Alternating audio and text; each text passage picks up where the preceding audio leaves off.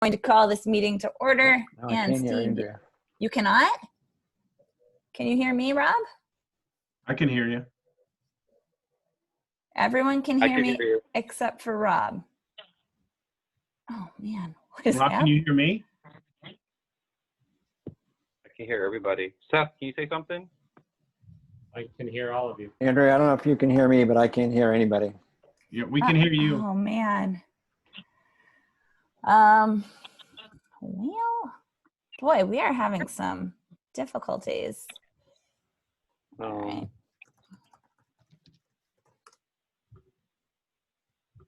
Okay, I sent him a. We can hear you, Rob. Looking.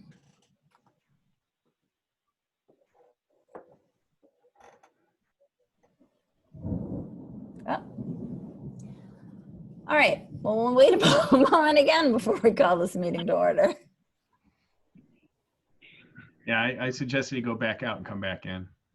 Okay. Can you hear us, Rob?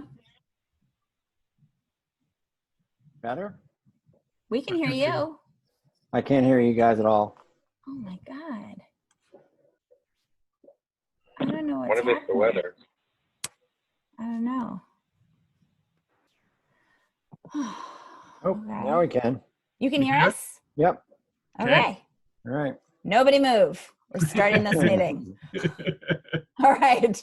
I'm calling the meeting to order. Gently stand up for the Pledge of Allegiance. And Steve, you want to throw the flags up? That'd be great.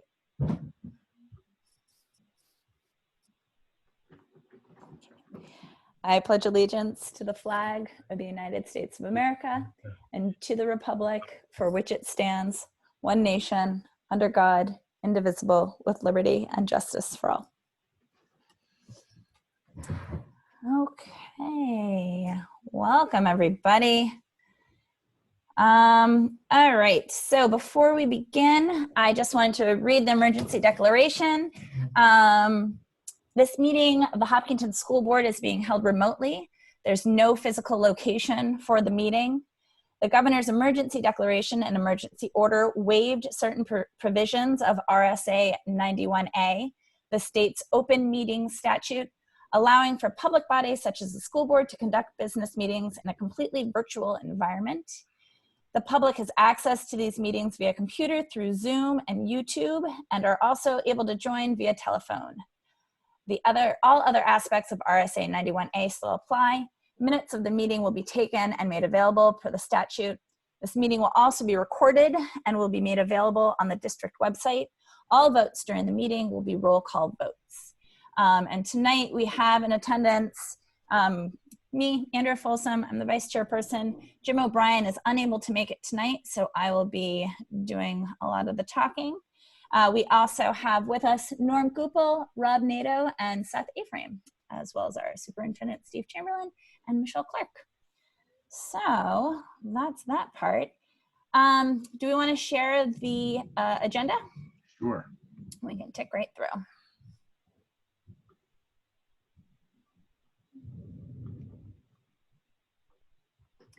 Okay, so to start, are there any additions or deletions from the agenda this evening? There are. So we've added 3 action items. An action of the board to deploy some of the fund balance for technology in a pandemic. Deploy some of the fund balance to work on some capital improvement plan items.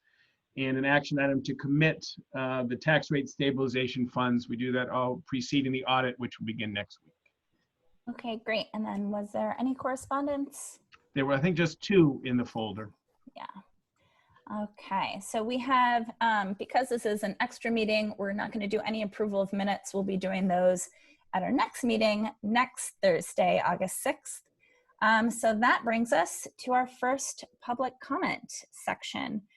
So if you would like to provide comment at the bottom of the screen, if you click on the raise your hand, you can go ahead and do that and offer up your public comment. Please also make sure to state your name and address.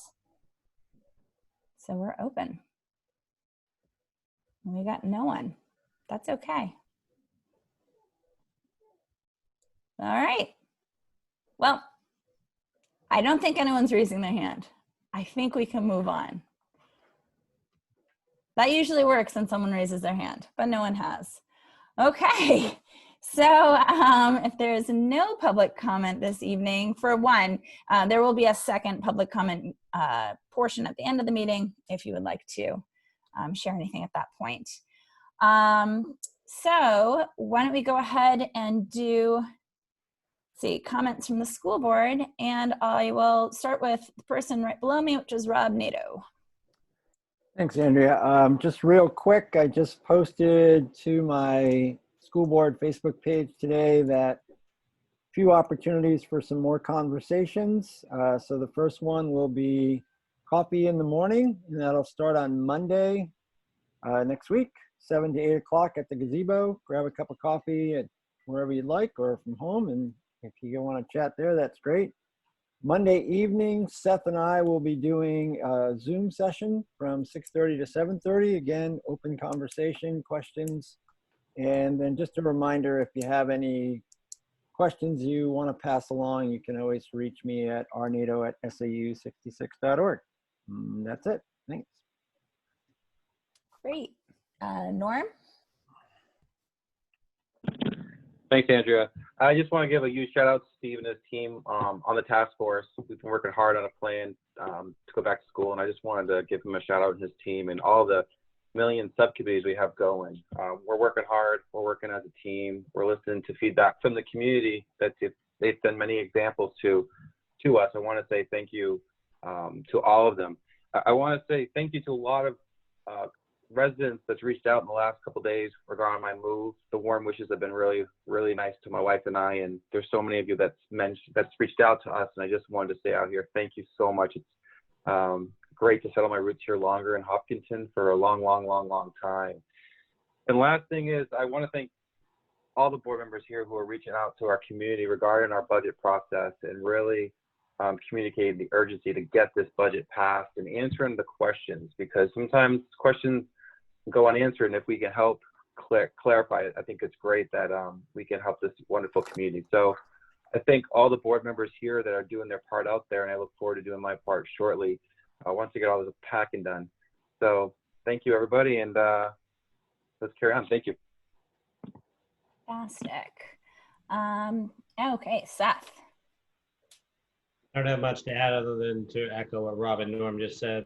It's important that we communicate with everyone who is interested in the budget. It's important that we have open dialogue.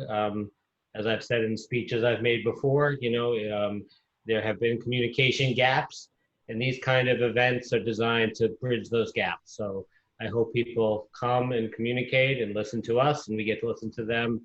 And I don't know if these have been done before, but I'm really happy to see them starting up now as a way to just keep an ongoing open dialogue.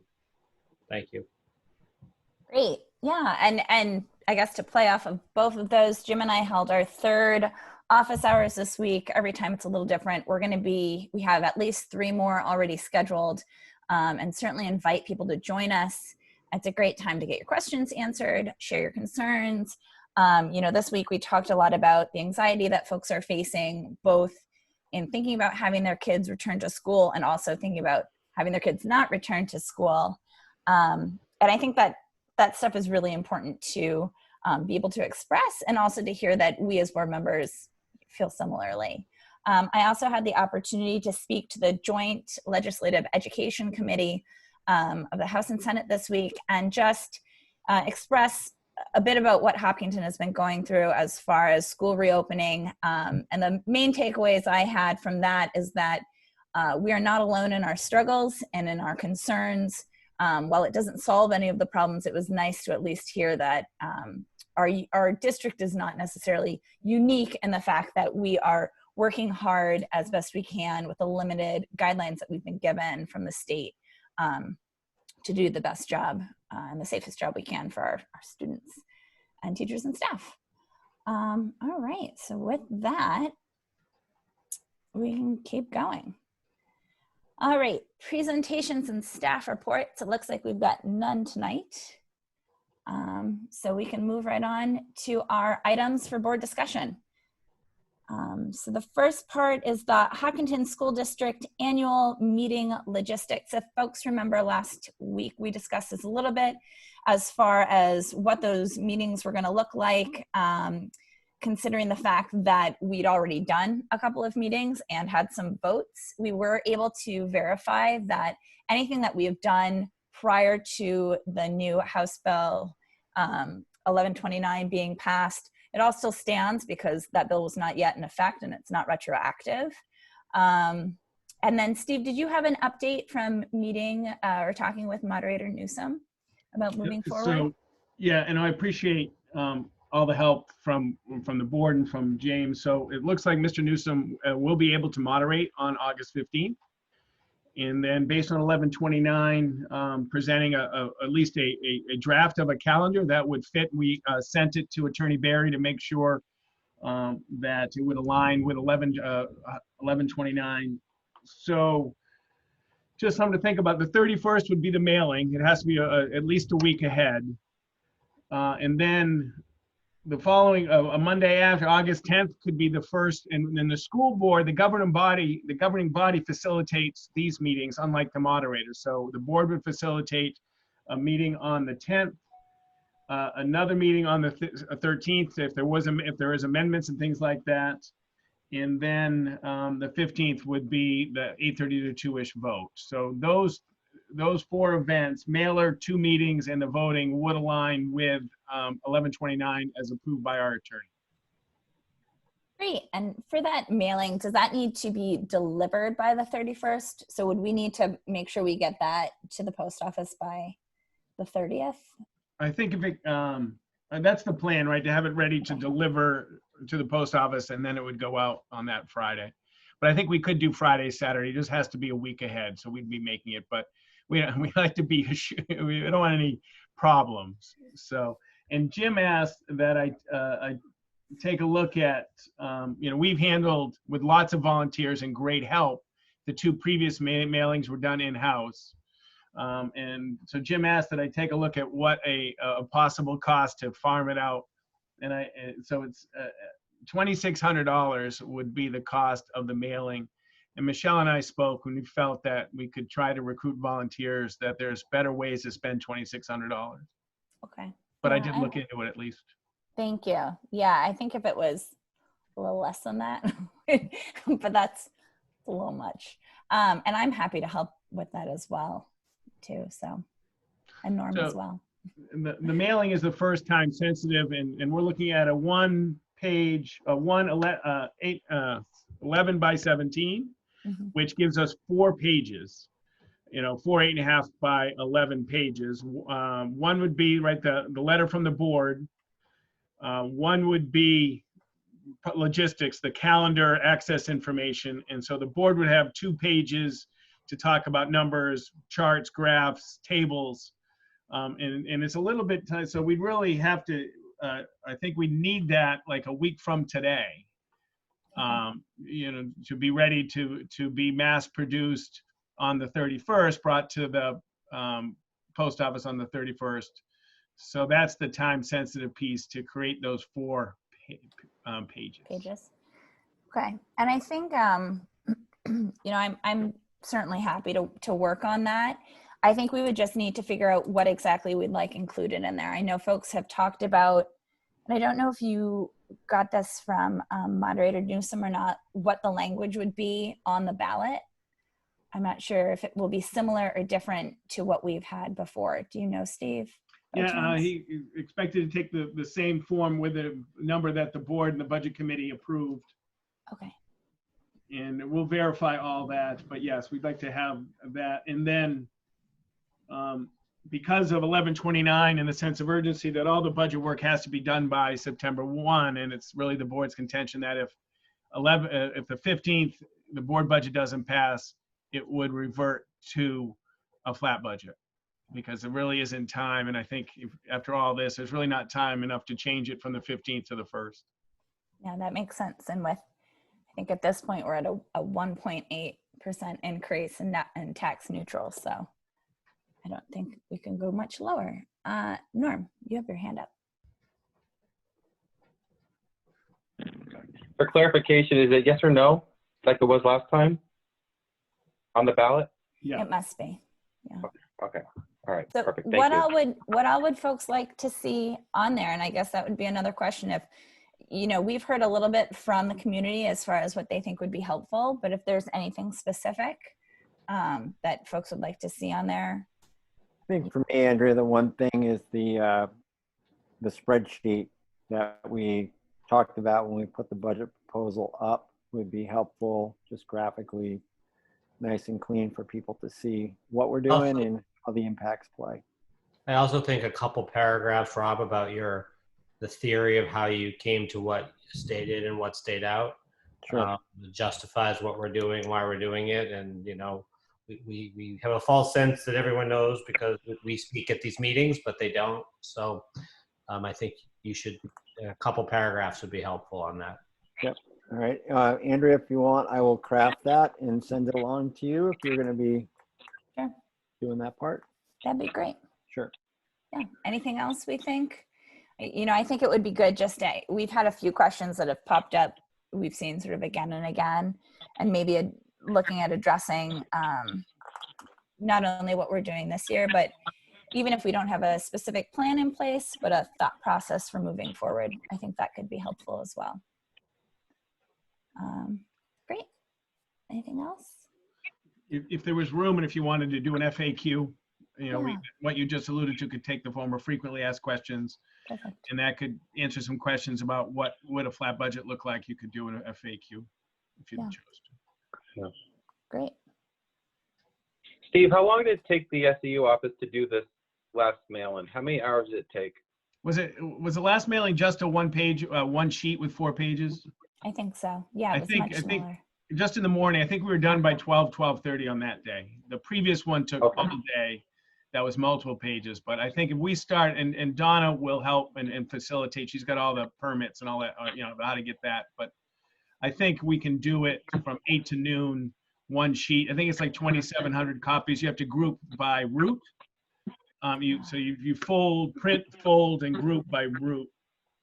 But I'm pretty sure it was 6 of us, 7 of us, about 4 hours Okay. ish. Yeah. Okay. If you, Okay.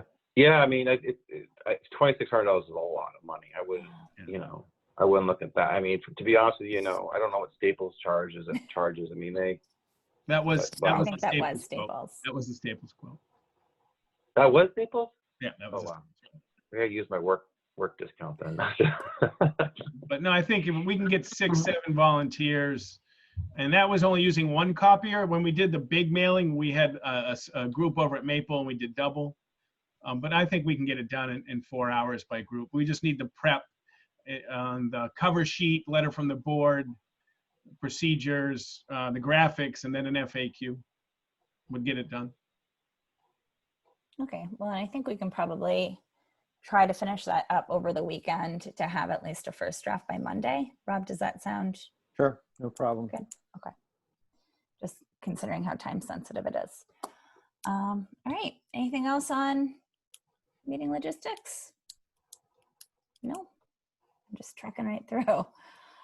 Okay, so next up, we've got the Hopkinton School District FY21 or FY20, sorry, fund balance, and it looks like this is going to be an action item.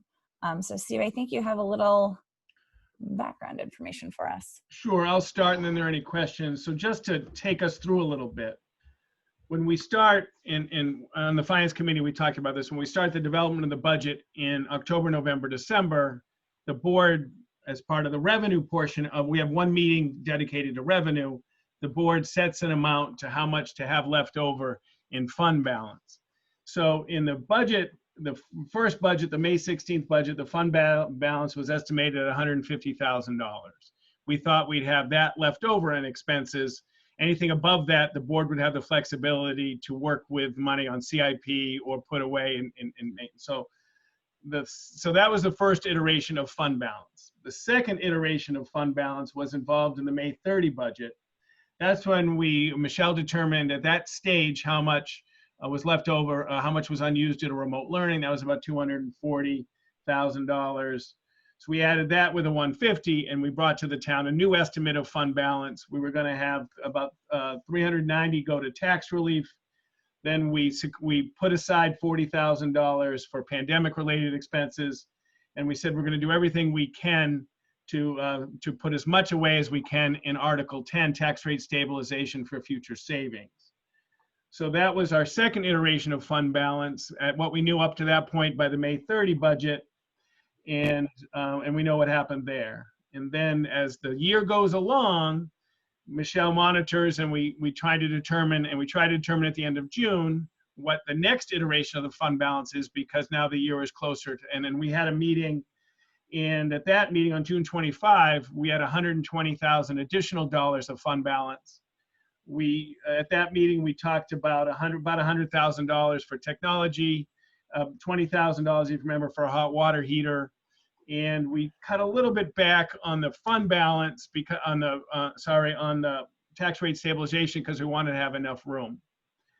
And so that was June 25. So since June 25, Michelle has been working diligently in preparing for in the BA world, the Super Bowl of the the fiscal year, which is the audit. And the audit is slated to begin next week. So in preparation of the audit, the books are closed. So she's looking at encumbrances and looking at what was left, what wasn't used.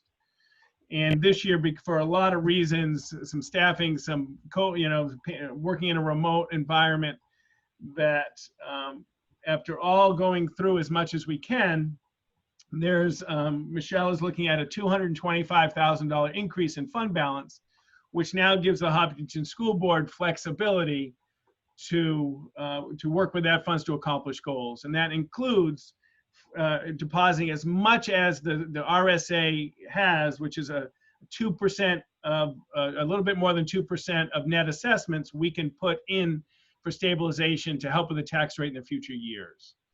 So tonight, after all that work, and thank you to Michelle of monitoring POs and closing the POs. Now I can talk a little bit, and Michelle prepared, and I put this in the board packet.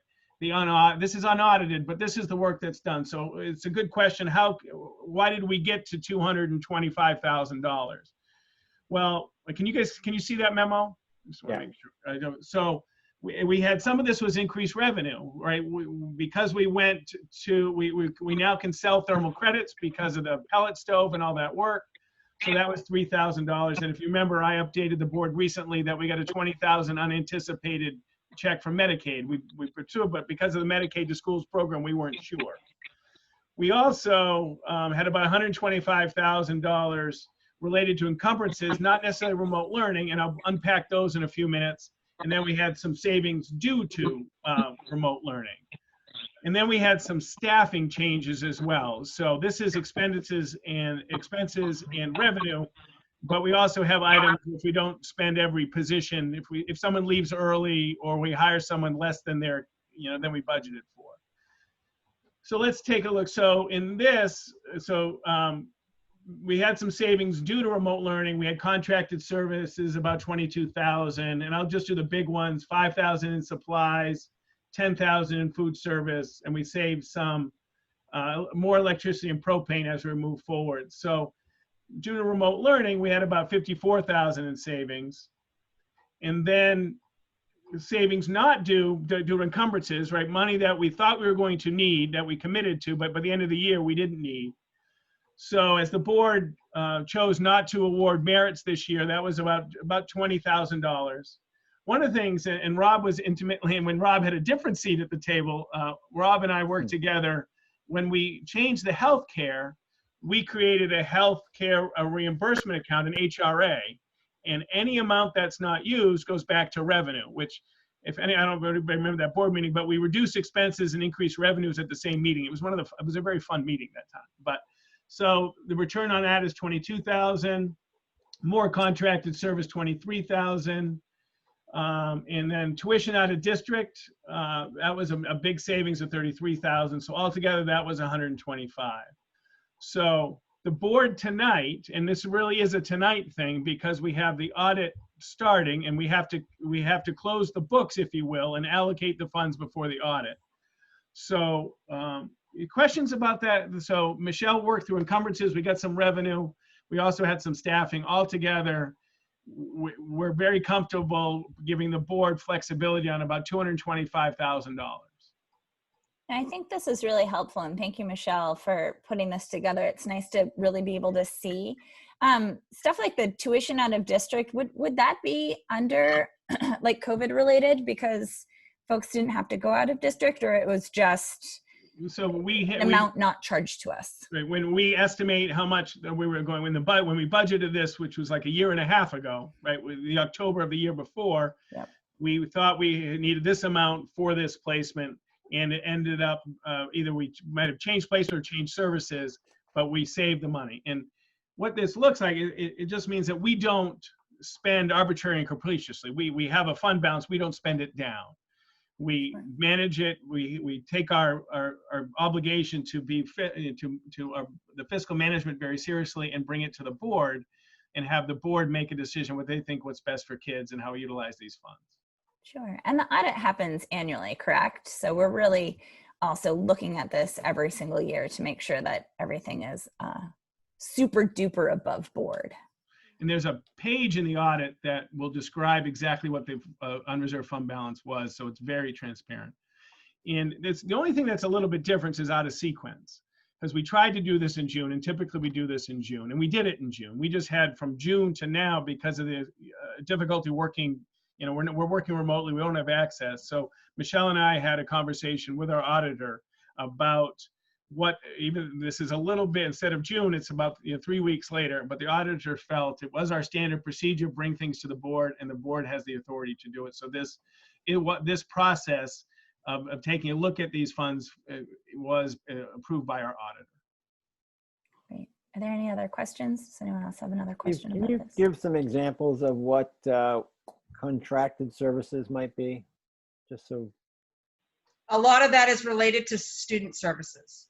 So quite honestly, we didn't have a couple positions, so we contracted them out. Their services came in less, and Andy brought up a point a minute ago, could some be related to COVID? Well, because it's so gray, because some probably might have been more than what would have happened without COVID. But the majority of the contracted services is definitely in the arena of the student services genre. So things like speech language and things of that nature that might not have been employed? Right. Yeah, we do. We contract out speech. We contract out some psych services because those are very difficult to find, even though they're covered positions. We've had to do that last couple of years to make sure we meet the needs of kids. Great. And I had just one more question about up at the top, we had some additional revenue of Medicaid. How far back does the Medicaid reimbursements go? I just couldn't remember, and I was asked the other day and wasn't sure. It can go back quite a ways, but the business office does not get what the billing period is. We just get the check, and the student services department has the detail, because that's really out of our genre. The auditors do look at that stuff, but I don't need to know what kid or what date that was. Well, I will tell you what we do use is if like a check came in July 5th or July 10th, and it was material. Now, what I mean by material is $10,000 or above. Okay. We would consider that a receivable and book it back to last year. But like we just got a check the other day for $4. Does it pertain to 1920? Yeah, I mean, because I don't know, but it wasn't material, so it's just going in 2021.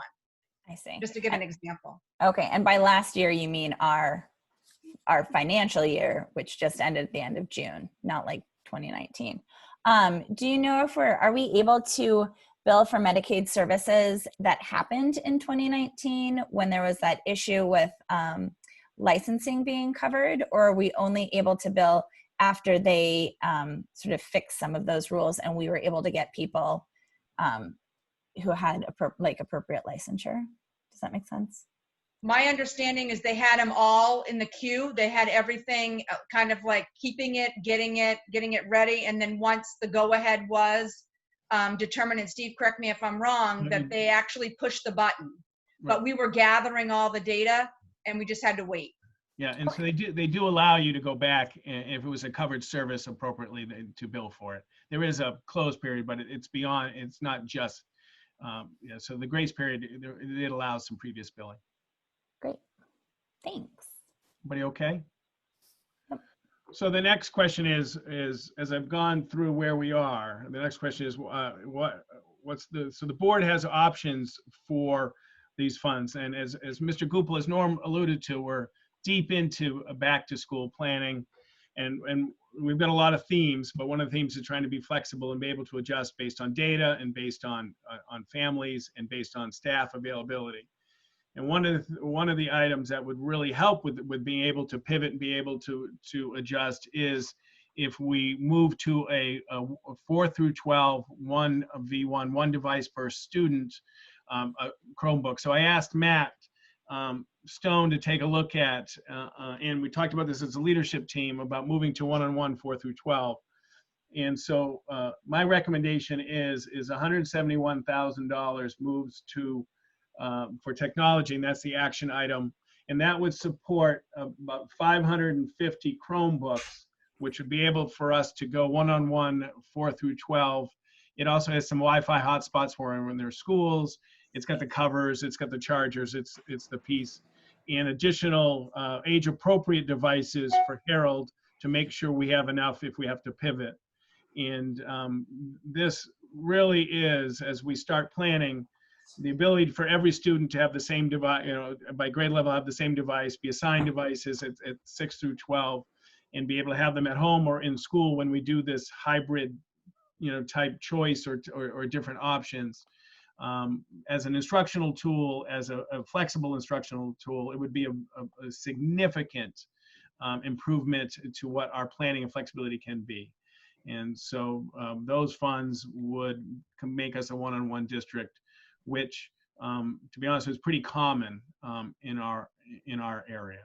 So that's the first piece, is to provide the funds so we can have the technology necessary for all students that allows us to be flexible in our planning through a very interesting, I think I said in my email, a unique school year that's ahead. So that would be my first recommendation. Okay. And you were saying like that's pretty common to have a one-to-one? Yeah, regionally, I think the majority of districts are one-on-one. So this would be a catch-up. I think it moves us a little bit ahead to 4 through 6, but certainly 7 through 12 or middle and high school is pretty common. We think, based on the experience we had last year with all the professional development and all the use at the spring, that we think we're ready for this, and we think this would be what's best. Okay. And Rob, I know you have lots of experience, obviously, teaching in the high school, and I didn't know if you wanted to share your insight on that as well. Sure. Two things. One about the teaching experience and a little bit about what I learned at the Primex webinar this morning that I think is related. So historically at the middle high school, we lived in cart world. Actually, I think going back to Fed Challenge, it was the very first computer cart that came in that could project. But it was always a matter of probably 1 to 2 carts per department. So as you're doing your lesson planning for the week or the month, you would go and schedule that time out. So occasionally more than occasionally you would go and somebody else had already scheduled it out. So then you had to shift and maybe get library time or just shift completely and not have access to that technology. So it really is fundamental to the way people are teaching. And then there's just the organic nature of teaching when something might come up during class when it would be really nice to be able to go to a website or a resource or have kids do a little mini research session. And this allows all of that to happen. So this is a big step forward in terms of what can happen in the classroom and how teachers can plan for their day, which I think is great. The second thing that I learned today, and I'm sure Steve and Michelle are aware of this, is one of the things that they talked about. So this was the Primex webinar focused sort of on liability. And they talked about making sure that school plans were not so ambitious that you can't comply with it. Because if you are to do that, then you're going to open yourself up to liability. So if we're going to go fully remote and expect kids to be able to work, then we have to be able to provide the platforms for that to happen, equity across the board. So I think by having a fleet of Chromebooks available for students is going to fill that gap nicely, and everybody will have a level playing field from which to work. So I think it's super. Thank you. Teachers will be excited, kids will be excited. Great. And Norm, did you have something to add too? Yeah, I think it's great invested in something that's an asset, to help our students, to make sure we're able to reach out to all of them. Steve, could you briefly talk to the board about the longevity of the laptop? That it pretty much will be with the student. They get what, 6th grade, they'll have it through 7th and 8th. It'll be basically attached to them. And I noticed with my daughter who has one, she's able to use it, during the summer because she has a reading with Miss Cannon, which has been great. So she didn't have to turn it in. There was no contact. They were able to have that consistent relationship, having that tied to them. Could you explain that process? And also at the end of the depreciation of the Chromebook, can a student or a parent buy it out potentially for the district? Sure, and it's a typical model. When my daughter went into high school, she got the Chromebook, and she was actually encouraged to make it. If we make it seem like it's theirs, they take care of it better, they own it more, and they have more ownership and pride in it. And I do think that many districts offer an opportunity to purchase it at the end. At the end of 3 or 4 years, how much that is. But yes, I think there's an opportunity there. But that piece on having a device that you take care of, that you work with, we think is the best way to ensure durability. And that we're looking at grades 4 and 5 will probably not carry it back and forth just because of the age, but have it ready in class, or if we go, they'll have it. And we're looking at 6 through 12, trying to create that relationship with it so they can have it. And when teachers know what device is available, they can, as Rob said, they can plan accordingly and look ahead. So we really think that this is a tremendous opportunity for education completely, but certainly education in a pandemic, that we can provide a level of device for every family and make sure even at Herald that there's devices for families as well. So we think this is a really good thing. That's Could great. Could the district ever consider, I know I mentioned this before, that if we know a snowstorm is coming, we could not have a snow day and call it since every student's going to have one, so we're certain to get out at a certain time? Is that something that maybe we could think about? Yeah, that was a lot of discussions last year in the spring, that the ability to plan and implement instruction remotely might forever change. I don't want to depress all those kids out there, because there was something magical about a snow day. I didn't enjoy calling it. As you know, I was kind of hesitant, but yes, I think this environment helps us when we get back to the new iteration of normal. Whether it's blizzard bag days or whether it's remote learning days, I think we'll be looking at that. But I hope we never lose at least an occasional snow day that you wake up in the morning, and I hope we don't lose that piece. But I'm with you. This certainly provides the opportunity. Okay, just as long as we're not in school till like July. Yes, I'm with you there too. All right, great. So that is the 171,000. So did you have Sure. ideas about the rest? So the next piece, and what's been pretty consistent with our work in fund balance over time, it's really been 2 areas in fund balance over time. It's technology purchases and capital improvements, because those are bulky in a budget, and those are pieces. So those are over time, that's what we've done. So coming forward are 2 items off the CIP that we actually talked about, Andrea and Jim and Michelle and I, at the last meeting. The first item on the CIP is a bleacher repair and refurbishment. The bleachers at the high school are I think about 22 years old. At times, even when I was there 10 years ago, there was some incredible energy in that gym, and the bleachers take such a pounding because of the excitement. There was times that I was concerned about the structural integrity about the bleachers. So this would repair, but it would also refurbish. And what that means, it would add the electricity to the taking out and bringing in process, which would keep the structural integrity intact longer, because the current practice, and everybody's done it, I've done it as a basketball coach, is you get 2 kids on each end and you say, please pull it out even, it's got to be even. And when it's not even, you push it back in and you do it again. And all well intended, but every time you don't pull it exactly straight and you try and force it, that's why we're in this predicament now of about a $15,000 repair. And we also want to, what we heard feedback from our building staff is that some of our population is concerned about the railing. So this would also be new railings for the bleachers for going up and down, electricity that we can move them out efficiently and safely and maintain structural integrity, and repair. So we will have a refurbished new bleachers, which people might say it's not really a safety issue. I've been in the gym where I've been worried about the crowd and the ability of those bleachers to withstand it. So I spoke with the athletic director today. He thinks it would be a real important improvement, and it would really lengthen the endurance how long this lasts, because it would be more easily maintained. So the other piece, so that's one. The other one is cathodic protection at Harold Martin School oil tank. If you might remember, a couple years ago, we spent a lot of time looking at the cathodic protection at the high school oil tank. And so an oil tank is put underground. One of the biggest concerns is rust, corrosion of the tank. And by electrifying the tank, it resists corrosion or rust. And so we get it measured every year. And Michelle has been on this because what we've learned from the high school experience. So it just dipped below acceptability. So we would like to remove 2 items from our CIP through this: the bleacher repair, refurbishment, and the cathodic protection Harold, which would free up.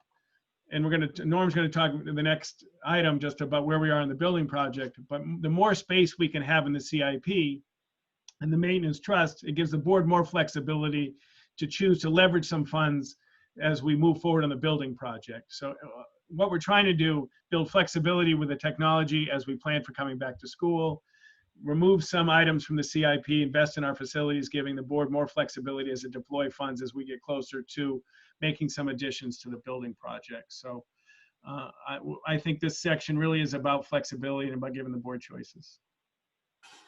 Now that sounds great, especially with the bleachers.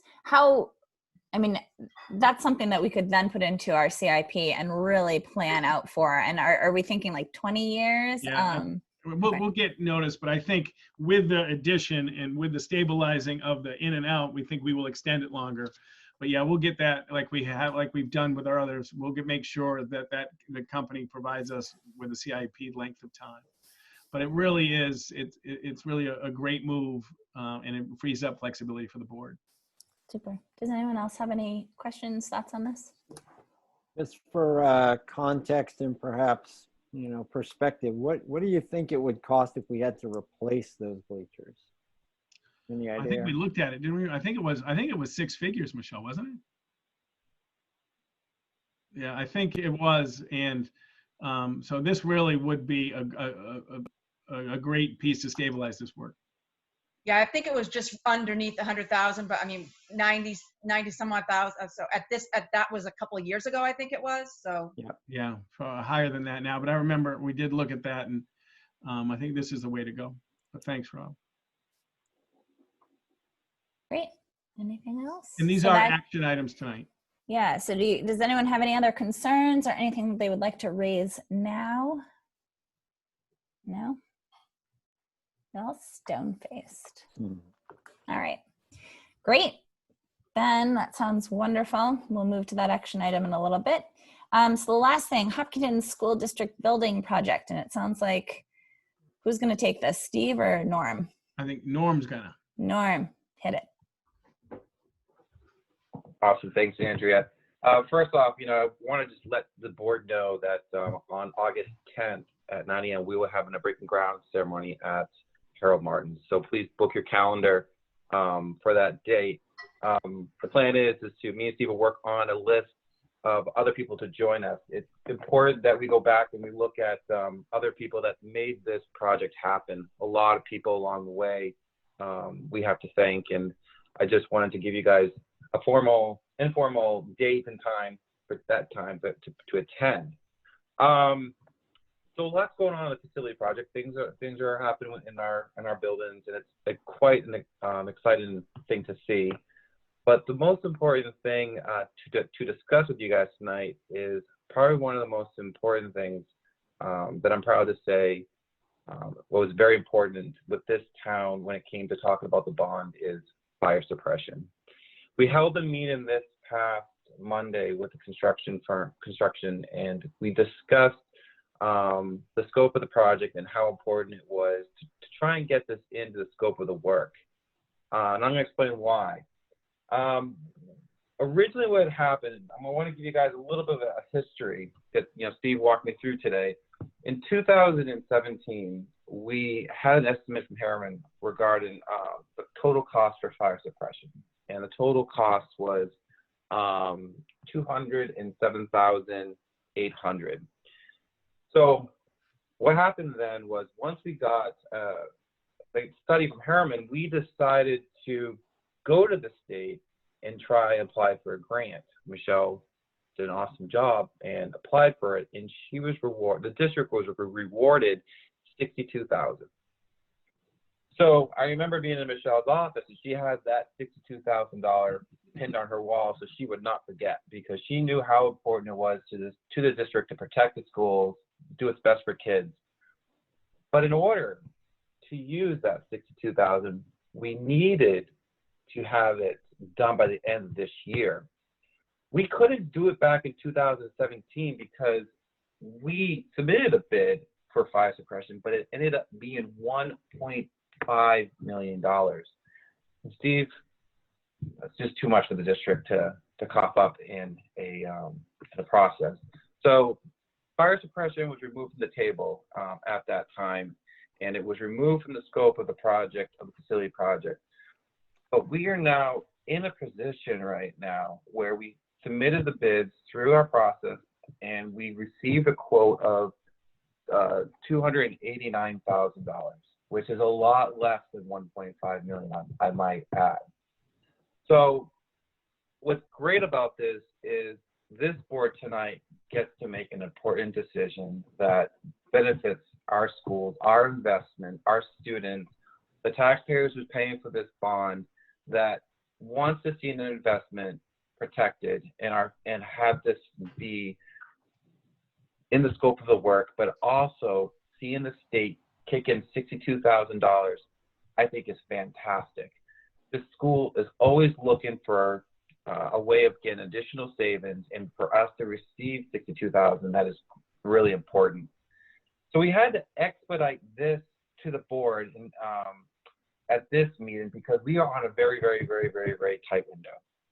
We have to have this suppression done by the end of December in order to get the $62,000. And at the meeting this Monday, Barry, Steve, and a bunch of others said we need to get this approved from the board in order to move forward, in order to get the $62,000. So we have an opportunity today to make a difference and really, really, really be able to add on this. It's the first add-on alt for the facility project, protecting our schools, and just one of the most important issues that I remember as a resident when this all started was, please, please, please get us fire suppression. And I think as a board, we listened to that. We are understanding the needs of protecting our students, and we're also saving $62,000. I want to say thank you to, H.L. Turner and BPS. They've worked very well with the district, with Chief Yale. Chief Yale is very happy that this is going to potentially happen if the board agrees to it tonight. Yeah, Steve mentioned to me that they had their annual safety a meeting recently, and he had said that the number one concern at Harold Martin was fire suppression. So in order to get this done, this would be one of those needs that would make our Chief Yale happy, and myself happy, and many other people in town who want to see our schools protected. Steve, is there anything else that I might have missed? I tried to do my best regarding the fire suppression part of it. No, I think you did great. We'll do our best to move forward as fast as we can to get as much of the $62,000 as we can. But at least we have a shot at it. And it's, I think when we started the project, there was a couple of things that we were looking at. One was a fourth classroom, and one was a fire suppression.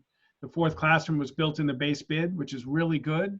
And now we get the fire suppression. So for those were the two big hopes that we would be able to get within the approved project. And it really does look like we'll be able to get both of those, a fourth classroom and the fire suppression. So I think that's, and we talked about the rate too. So we think this is a really good thing for the community. This is great. Thank you both for all that work. It's an exciting add-on, and it's a good one, not just for the building, for our kids. I think parents will feel, just happy knowing that there's a fire suppression system in their school. So that's great. Does anyone have any other questions on this piece? No? Beautiful. And this is an action item tonight. It is. Yeah. Yes. This is another action item. All right. So it looks like that is it for items for board discussion, unless there's anything else that I missed on here that we wanted to add. Looking around, nothing. Great.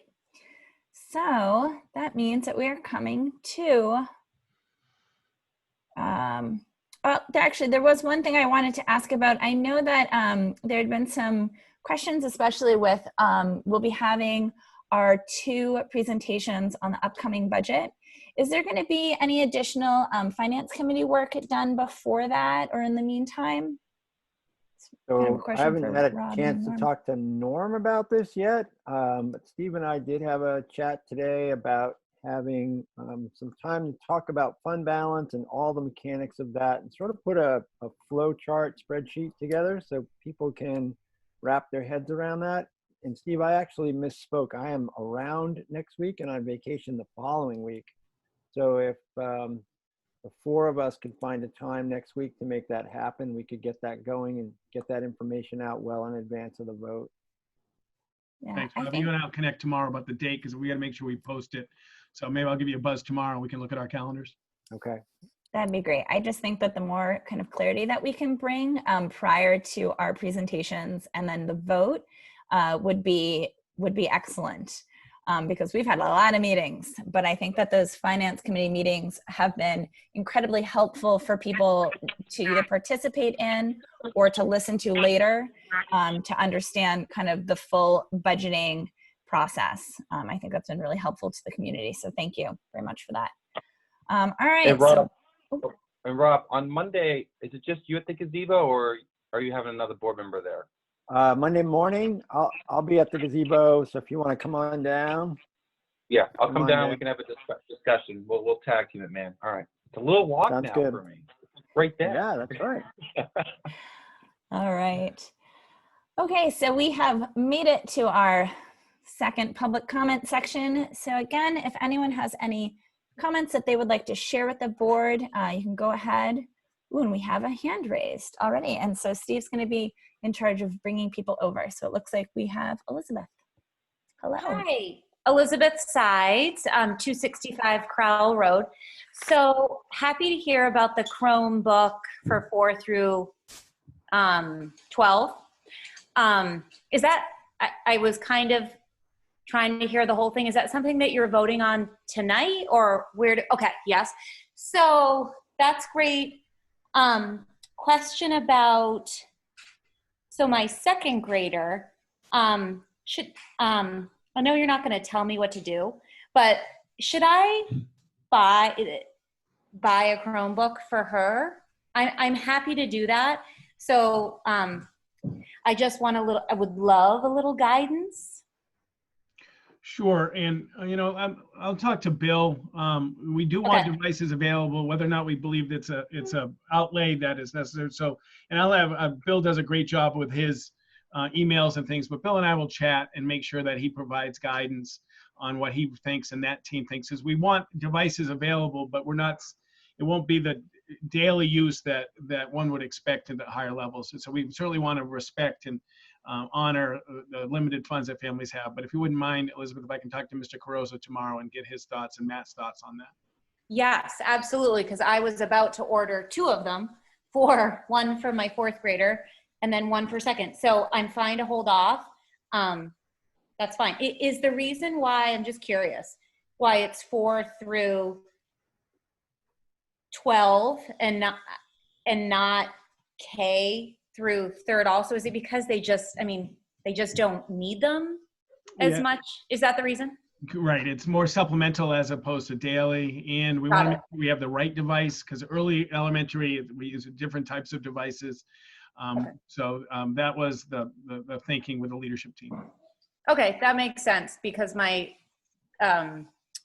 first grader for the distance learning for this, what we just went through, she definitely would not need a Chromebook. She was fine with the iPad. Okay, that makes sense. Thank you so much. Great. Thanks, Elizabeth. Okay. We have, let's see. That must be Norm. Okay, so we have someone who is called in with their hand raised next. I don't know who it is. Can you hear me? We can. Hi, it's Diane LaChance calling. I'm at 264 Amesbury Road. And I thought I saw a post, Andrea, that you were going to bring up the question that's been still floating on social media about the $641,000 grant. And I came in late. I asked somebody else. And so if you did talk about it, I tuned in too late. Did the board talk about that tonight? So we didn't talk about it specifically. So because it's a longer conversation, what we thought would be helpful would be to really spell it out specifically in a finance committee meeting. And so that's why we went ahead to, and Stephen, Rob, and Norm are going to talk about scheduling one, I believe, for next week, if possible. Okay.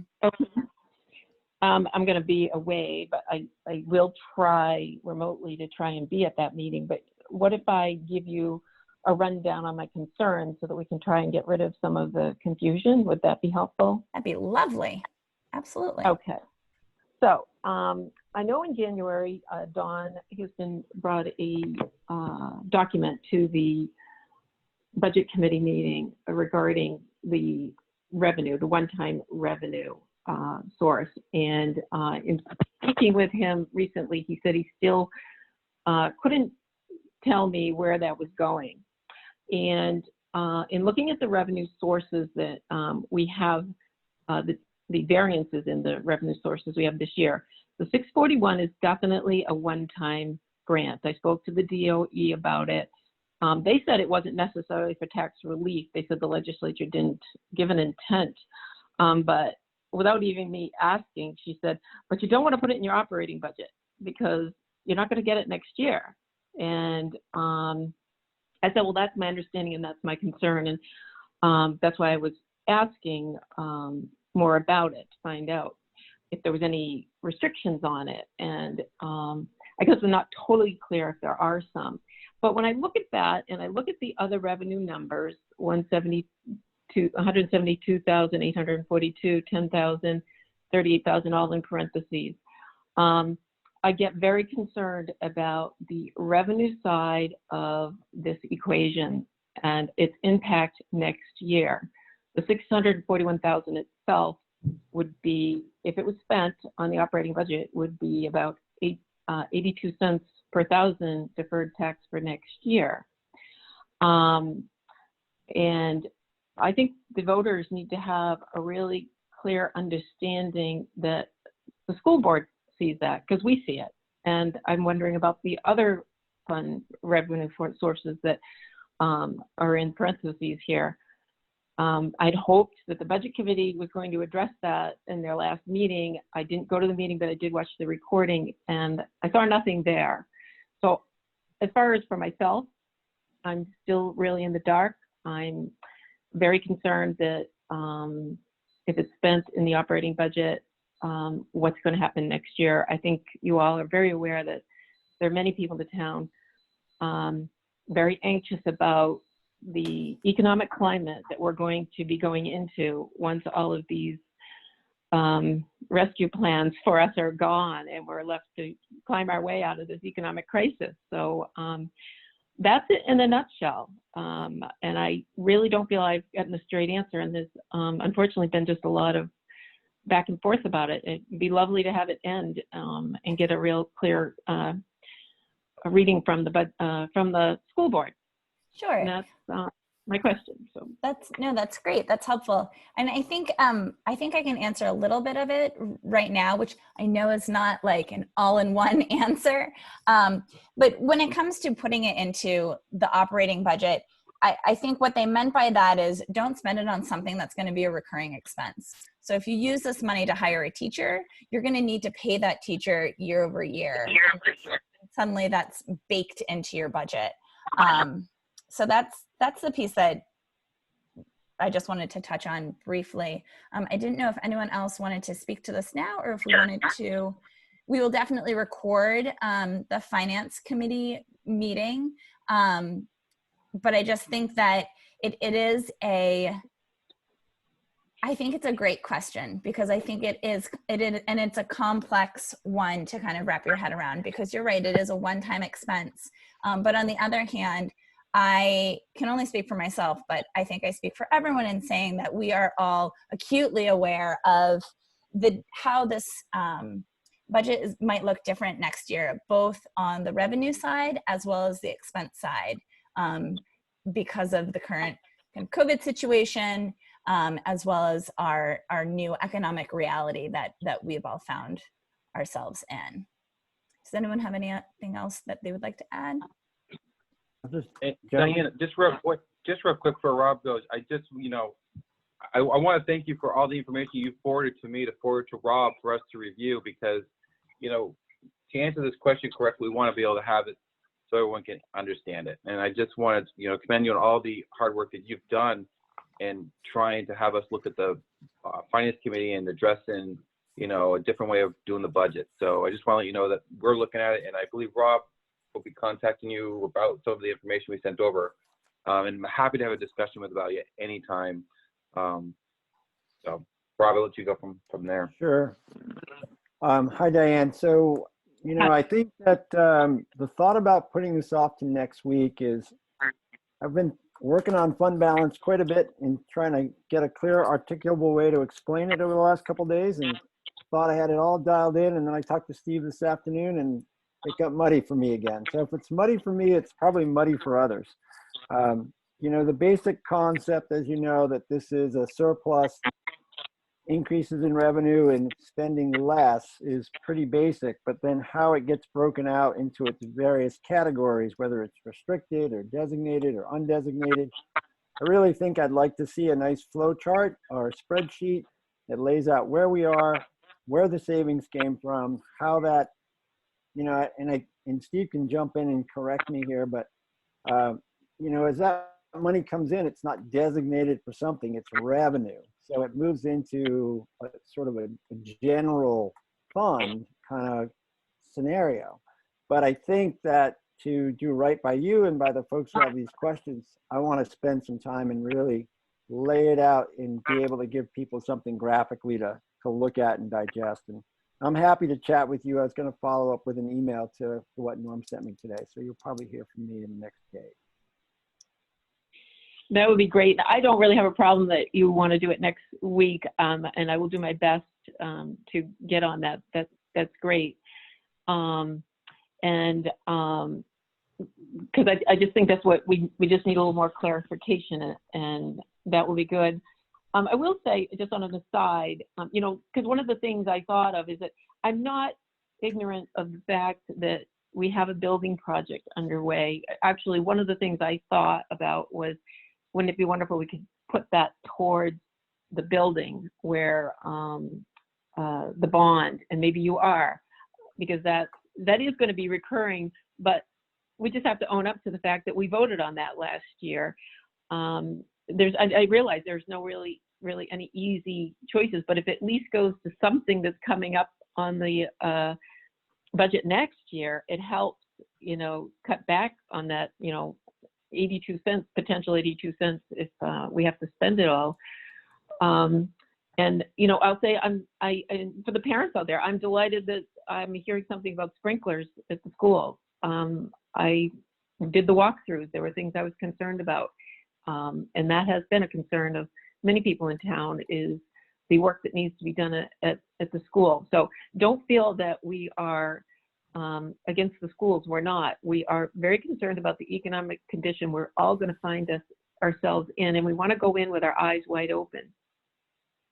And I will look forward to next week's meeting and talking to you further about the programmatic budget and all of that. I think it's great that we're taking all of this on. So I thank you very much.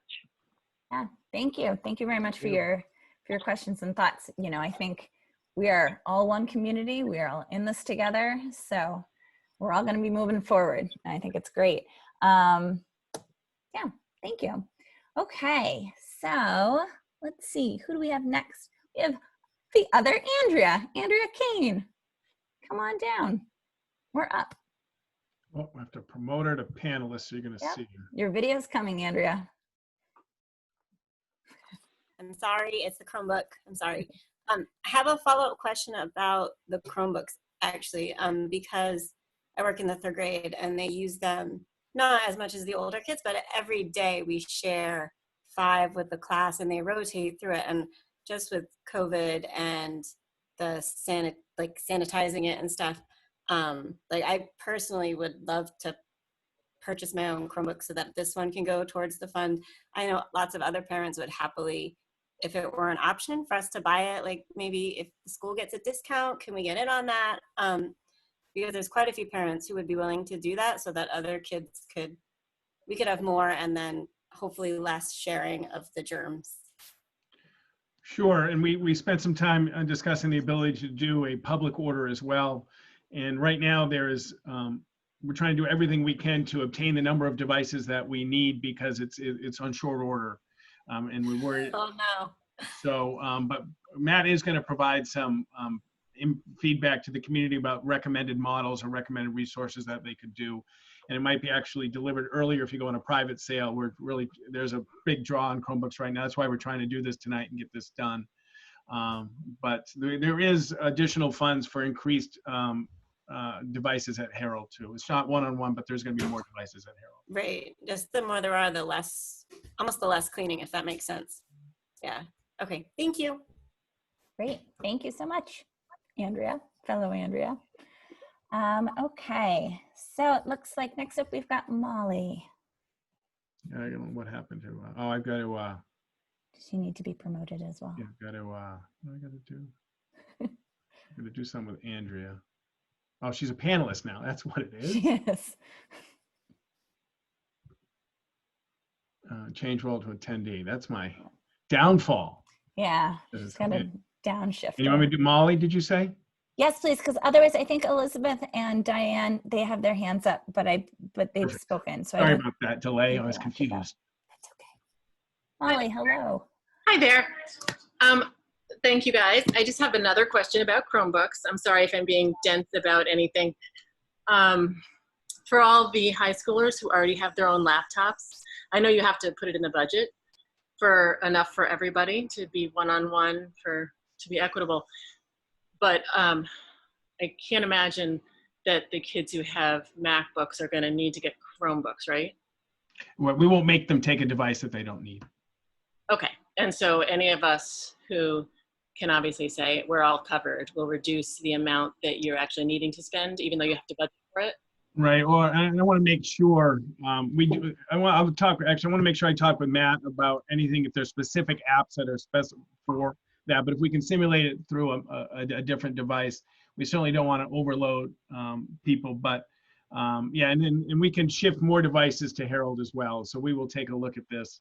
And as Andrew just said, but we want to make sure that everybody has at least the ability for our teachers to have the right access to the right app and the right resource. Okay. And you know what, I guess the other aspect I really wanted to be asking about is more what Andrea was asking about, but for the 4 through 12 grades, because I think I've seen concern on social media of people commenting already, worrying that families who can afford to get it are going to be getting a free one from the school. Obviously, will there be an opportunity for us to say, that's okay, we've got it covered, if we do need to get our kid a Chromebook, for instance? Sure, we'll make sure we address that. Thank you very much, Molly. I appreciate that very much. We'll address that. Thanks so much. And I think the 171 that we're going to be voting on tonight, we're really earmarking it for technology. So that would cover other things like Wi-Fi hotspots if folks don't have accessible or reliable internet. It could also cover different apps that may have been free that we used in the spring that would no longer be free if we were to go remote. in the fall. Yeah, so they wouldn't have to be only specifically for Right. Chromebooks. It could be, but it would still be COVID related technology. Yeah, Okay. that's the action item. I just wanted to make sure folks didn't think that you weren't going to be doing all you could to tap into resources that are already existing in the community. Thank you. Yeah, no, that's Thanks. great to bring up. Thank you, Molly. Bye. Okay, so we have one more person still with their hand up, and it's a phone number, so I'm not sure who it is. I don't know if it's Diane again or a different person. It's Diane. Oh, Can you hear me? we can. Hello. It's Diane, but I didn't want to have my hand up. I've never done the phone. Do I need to put my hand down, and how do I do it? You're I'll take good. care of it. Well, no. I'll put it down, no problem. Thanks, Thank you. Diane. Okay, and now we have, it looks like Catherine Matteo. Oh no, Matteo, I'm sorry. Catherine Matteo has raised her hand. So you just need to unmute. No apology necessary. It's only in Rhode Island that we say Matteo. So I just wanted to very quickly say I'm so glad to hear about the sprinklers at Harold Martin.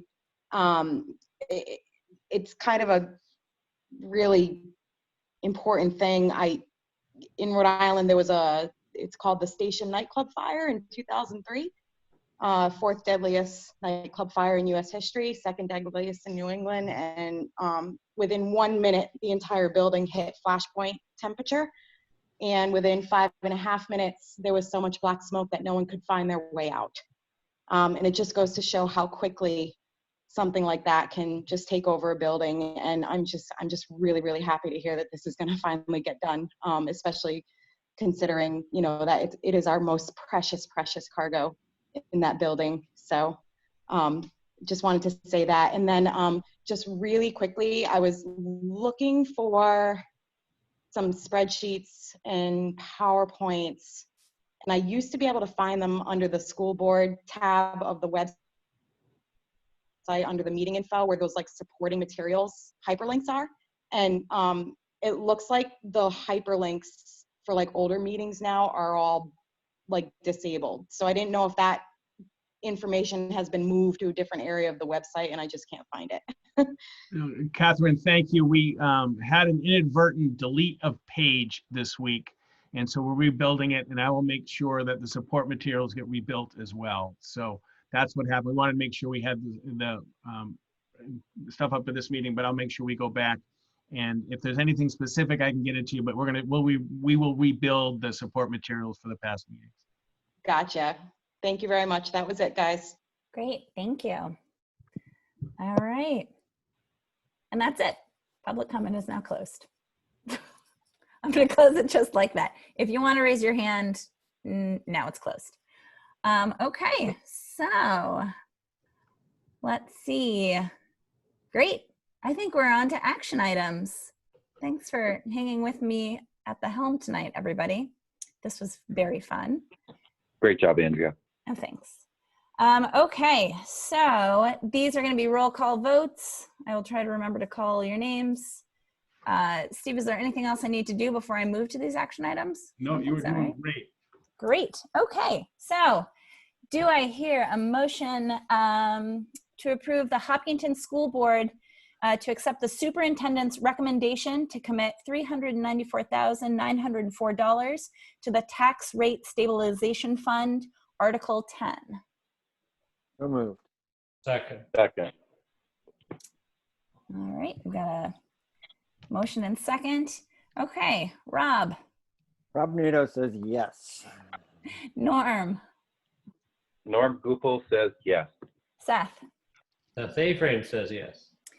And Andrea Folsom says yes as well. And so that is approved 4-0 with Jim not here. Okay, do I hear a motion for the Hopkinton School Board to accept the superintendent's recommendation to expend $171,087 of additional fund balance to support technology purchases related to opening schools during a pandemic? I make So that moved. motion. Second. Great, we got a motion and second. Seth. Seth A. Frame, yes. Norm, Norm Gupel, yes. Rob, Rob Nato, yes. Andrea Folsom, yes. And that passes.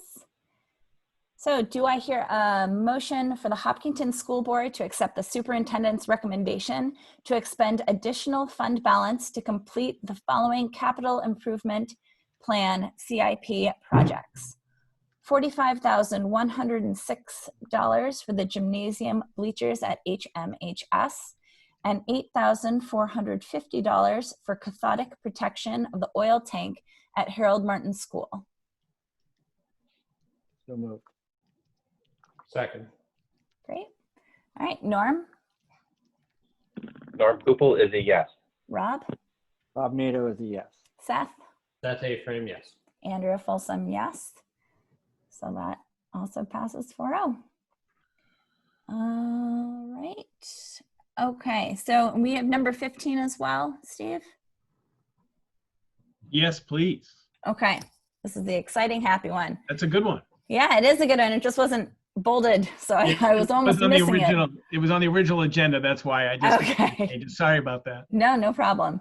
All right, do I have a motion for the Hopkinton School Board to accept the superintendent's recommendation to adopt the Harold Martin School Fire Suppression Project as the first additional alternate of the 2019 approved building project? So moved. Nice. Second. Great. All right, Norm. Thank you. Thank you. Thank you. Thank you. Norm Gupel's a yes. Seth. Seth A. Frame, yes. Rob. Rob Nato, yes. Andrea Folsom, yes. That passes 4-0. We are getting fire suppression, folks. Great. All right. That looks like everything. I do not believe we have any need for any kind of non-public session tonight. It is 6:51. Great job, everyone. Do we need to move to close the meeting? I All right. move to adjourn the meeting. Second. See you Monday, Rob. Great. All right. All Well, right, thank Norm. you, everyone, for joining us this evening. And we will see you back here next Thursday. Thanks, everybody. Thanks, All guys. right.